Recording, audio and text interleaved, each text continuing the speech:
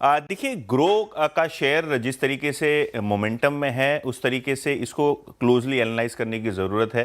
100 रुपये के इशू भाव के सामने लगभग 190 का दाम, तो आप देखेंगे तो 90% स्टॉक बढ़ा है।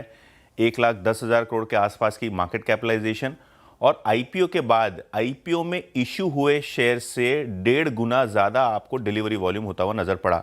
आप लॉक इन के शेयर्स निकाल दीजिए तो करीब 44 करोड़ शेयर्स का ये आईपीओ था। उसके मुकाबले ऑलरेडी आईपीओ के दिन से अभी तक यानी येस्टरडे तक 61 करोड़ शेयर्स की डिलीवरी हो गई है। यानी लगभग लगभग 1.5 गुना ज़्यादा जो फ्लोट है डिलीवरी का, उससे ज़्यादा आपको डिलीवरी वॉल्यूम होता हुआ नज़र पड़ रहा है।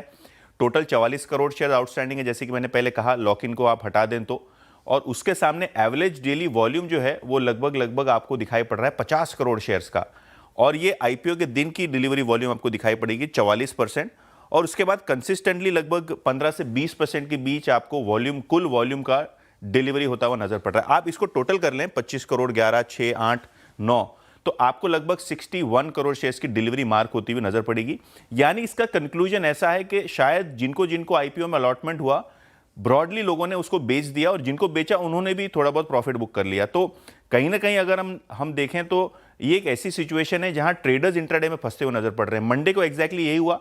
स्टॉक 20% ऊपर गया और लगभग 30-31 लाख शेयर्स एनएससी पे शॉर्ट सेल ज्यादा हो गए। यानी आपके पास डिलीवरी नहीं थी, सर्किट लगने के कारण उसको कवर नहीं कर पाए और मंगलवार को आपको लगभग 31 लाख शेयर्स का ऑक्शन होता हुआ नजर पड़ा एनएससी पे।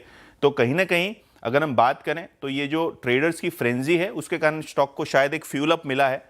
ऐसे हमने ओला में भी देखा था कि स्टॉक आईपीओ के बाद 160 रुपए गया था और नीचे में 40 रुपए हो गया।